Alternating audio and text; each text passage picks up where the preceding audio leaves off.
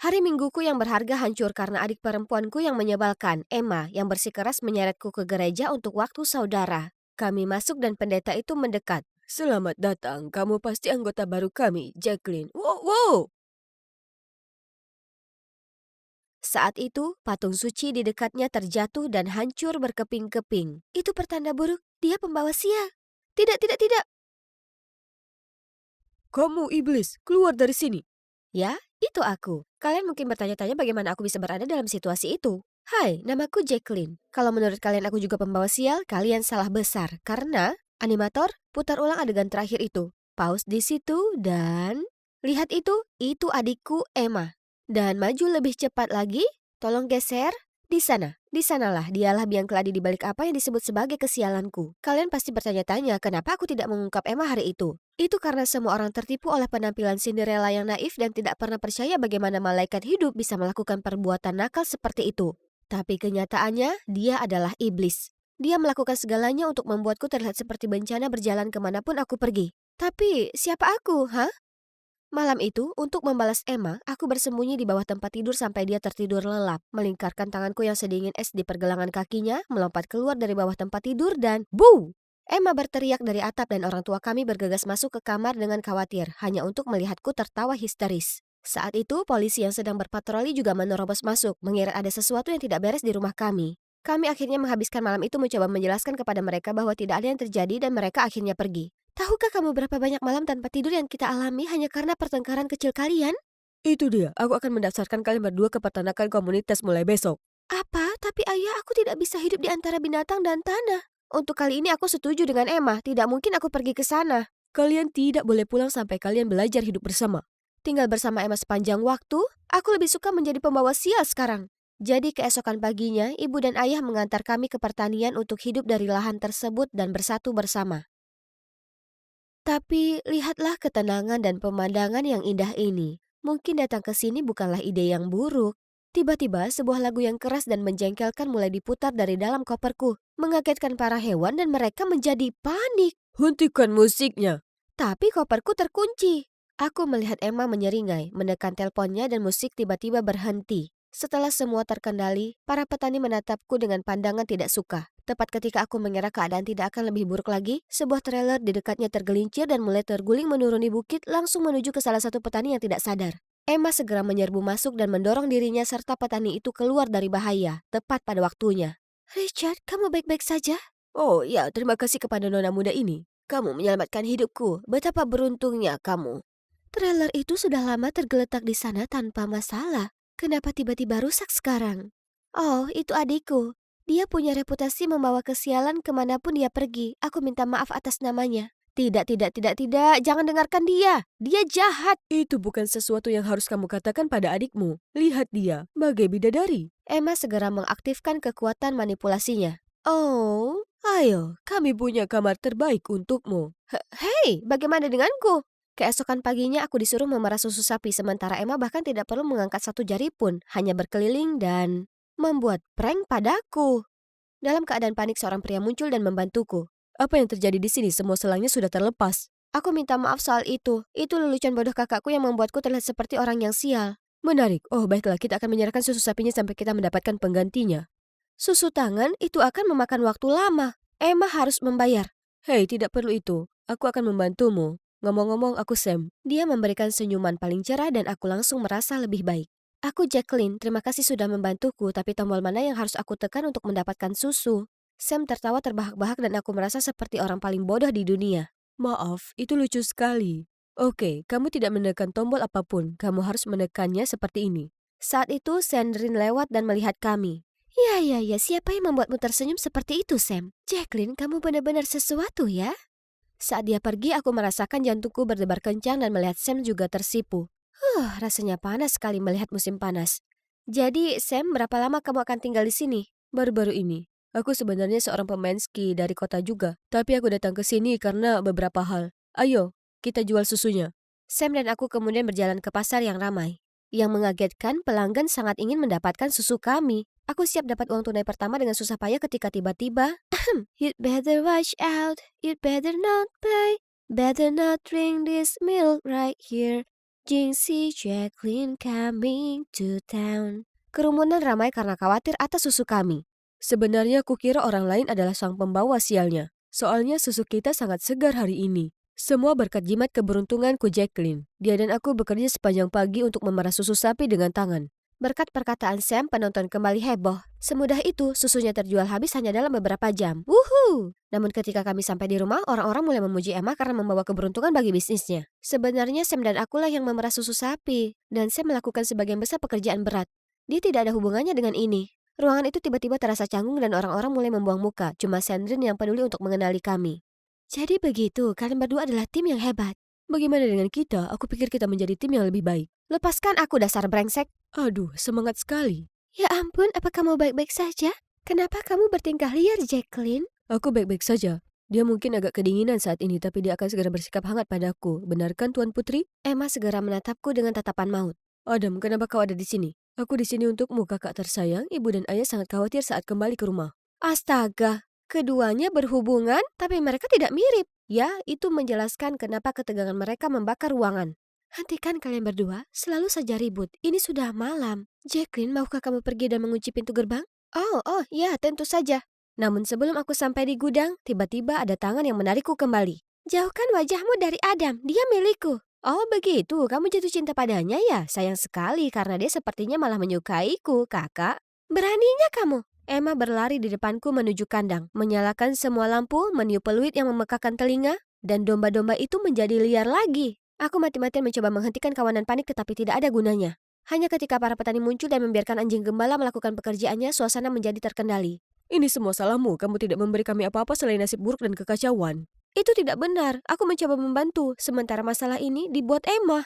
Berhentilah menyalahkan dan mulailah belajar sopan santun. Aku tercengang. Di belakang Richard, Emma menyeringai licik. Dia menang kali ini, tapi tidak lama. Karena bagaimana kalau aku mencuri gebetan Emma alias Adam tepat di hadapannya? Sebenarnya aku tidak perlu mencuri apapun karena Adam selalu menemukan jalan ke arahku terlebih dahulu. Dan dia juga mengajak Sam. Sepertinya ada sesuatu yang terjadi di antara mereka dan mereka terus berjuang untuk mendapatkan perhatianku. Mereka menghujaniku dengan makanan, berebut kursi di sebelahku saat makan malam, dan tidak mengizinkanku mengangkat apapun. Bahkan yang sangat ringan sekalipun, itu sangat menjengkelkan. Tapi melihat Emma marah-marah karena cemburu setiap kali itu sangat berharga. Suatu sore, Sam dan aku sedang memetik bunga di ladang ketika dia dengan lembut menyelipkan sekuntum bunga ke rambutku. Kelihatan cocok untukmu. Lalu, dia mengangkat wajahku dan mendekat.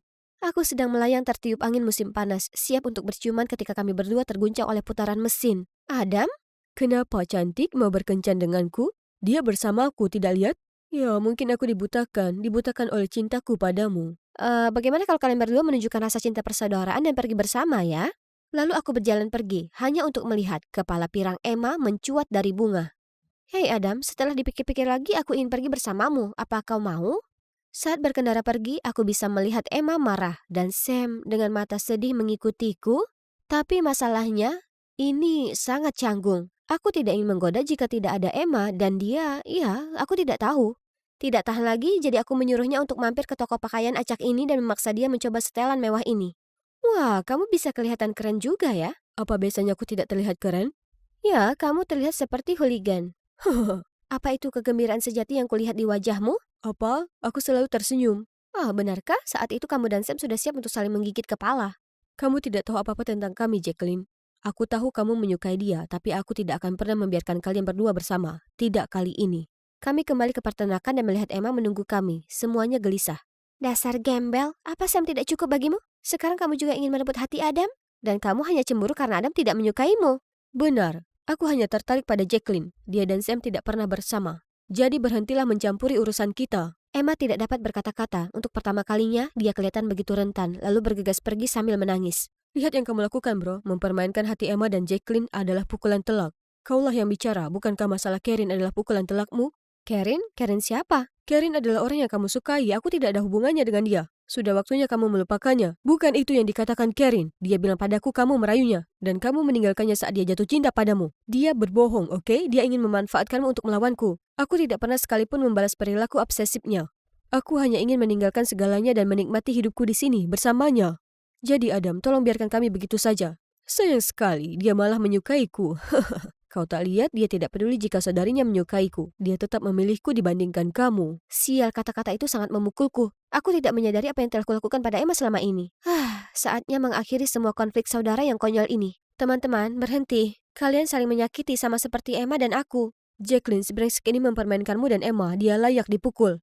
Tidak, Sam. Aku juga bukan orang yang polos. Aku juga memanfaatkan Adam untuk membalas Emma. Kamu apa? Aku tahu, tapi semua balas dendam kecil ini tidak membawa kebaikan sedikit pun bagi kita. Tidak ada yang menang sama sekali. Dan sejujurnya, aku menyesal telah menyakiti Emma. Kalian juga harusnya begitu. Kamu ingin anak emas ini melepaskan egonya yang setinggi langit? Ya, semoga berhasil. Aku bukan anak emas, Adam. Apa kamu bercanda? Dengan semua kesuksesan dan piala skimu, ibu dan ayah bahkan tidak bisa melihatku di balik semua itu. Saat kamu meninggalkan rumah, mereka ketakutan dan membuatku pergi mencarimu. Kamu tahu alasan aku berhenti main ski dan meninggalkan rumah? Karena ibu dan ayah tidak berhenti menekanku. Itu membuatku tercekik. Setiap kali aku berdiri di arena, seluruh tubuhku bergetar hebat. Aku bukanlah manusia sempurna dan aku tidak ingin mengalihkan perhatianmu. Aku minta maaf kalau kamu merasa begitu. Ya, aku tidak tahu. Kamu bisa memberitahu kami yang kamu alami. Ke siapa? Ke ibu dan ayah? Mereka yang terus mendorong dan mengomel? Maaf, aku tidak ada untukmu. Akulah yang jahat. Baiklah, kalian berdua bisa menyelesaikan ini. Sekarang permisi, aku punya konflik saudara sendiri yang harus diselesaikan. Aku hendak pergi ketika kami mendengar Emma berteriak. Api! Api, tolong! Kami segera bergegas menghampirinya dan api sudah menyambar tumpukan jerami. Nyala api itu menyebar dengan cepat. Aku tidak sengaja menjatuhkan lampu minyak. Apa yang kita lakukan sekarang? Panggil pemadam kebakaran. Adam, bawa semuanya ke sini. Kami berdua akan pergi mengambil air. Ayo, ayo, ayo. Sam dan aku berusaha sekuat tenaga menuangkan ember demi ember air, tapi itu hanya menghentikan penyebaran api, bukan memadamkannya. Kami hampir kehabisan tenaga ketika para petani datang bersama petugas pemadam kebakaran. Dan untungnya setelah setengah jam, semuanya terkendali. Phew. Tapi kemudian para petani mulai mengelilingiku. Itu karena ulahmu, kan? Setiap kali insiden terjadi, kamu selalu ada. Kebetulan, aku pikir tidak. Ini dia lagi. Tapi kali ini aku terlalu terpukul untuk mengatakan apapun. Lalu ada Emma yang ketakutan karena trauma. Jadi aku berusaha sekuat tenaga untuk berdiri. Benar, aku menjatuhkan lampu minyak dan menyebabkan kebakaran ini. Apa yang kamu lakukan? Tidak apa-apa, aku sudah terbiasa dengan ini. Tidak, itu salahku. Jacqueline hanya mencoba untuk mengambil risiko. Faktanya, selama ini akulah yang melakukan semua kerusakan dan menyalahkan Jacqueline. Apa ini nyata? Emma membelaku? Kamu, apakah ini semacam lelucon kekanak-kanakan? Kamu bisa saja merugikan semua orang di sini. Ini pekerjaan seumur hidup kami, bukan taman bermain anak perempuanmu. Aku benar-benar minta maaf. Sudah cukup. Besok pagi kalian berdua harus pergi dari sini. Selamanya. Kami tidak punya pilihan selain menelpon orang tua kami untuk menjemput kami. Sementara itu aku harus mengemas barang-barangku. Hei, aku tahu aku sudah jahat padamu sejak lama. Jadi, kenapa kamu masih melindungiku? Aku hanya bosan dengan pertengkaran kecil-kecilan. Lagi pula aku merasa tidak enak karena mencuri Adam darimu. Aku tidak punya perasaan apapun padanya, dan menurutku dia juga tidak jatuh cinta padaku. Aku hanya ingin mengerjaimu. Sudah kuduga, sebenarnya aku pernah mendengar kalian membicarakan itu, dan itu membuatku sadar. Kalian tahu, aku dulu senang menjadi anak tunggal. Ya, serius. Tapi sejujurnya, saat kamu datang, rasanya semua perhatian dan cinta dilucuti dariku. Aku merasa sangat kesepian dan cemburu, jadi aku memutuskan untuk menjadikanmu pusat perhatian, tetapi dengan cara yang paling buruk. Maaf, tidak apa-apa, sekarang semuanya sudah berlalu. Aku hanya ingin kita rukun. Dan aku tidak disebut pembawa sial lagi. Baiklah. Keesokan paginya orang tua kami datang dengan keadaan marah. Kami sangat siap untuk landasan jangka panjang, tetapi begitu mereka melihat kami berpegangan tangan, mereka senang. Sayang, menurutku rencanamu berhasil. Aku tahu kalian berdua bisa jadi pembuat anak kecil, tapi jauh di lubuk hati kalian masih saling mencintai. Ayo, kita pulang. Bisa tunggu beberapa menit saja? Aku tidak ingin pergi tanpa mengucapkan selamat tinggal pada Sam, tapi kenapa dia lama sekali? Kalau begitu, aku harus pergi. Sam akhirnya muncul. Tunggu. Aku bergegas keluar dari mobil dan berlari untuk memeluknya erat-erat. Kupikir kamu tidak datang untuk selamat tinggal. Bagaimana tidak, apalagi saat kamu melupakan hal terpenting. Serius? Apa itu? Itu aku, kamu bodoh. Oh, kamu akan kembali ke kota? Ya, aku punya alasan untuk kembali sekarang, ke kota, untuk bermain ski. Dan apa itu? Itu kamu. Tiba-tiba sebuah pohon tumbang tepat di samping kami dan merusak kotak surat. Menyebabkan semua surat berterbangan. Haha, kamu benar-benar sial ya? Hei, pohon itu sudah busuk. Dan bukankah tidak mengenai kita berarti sebenarnya aku beruntung? Aku hanya bercanda.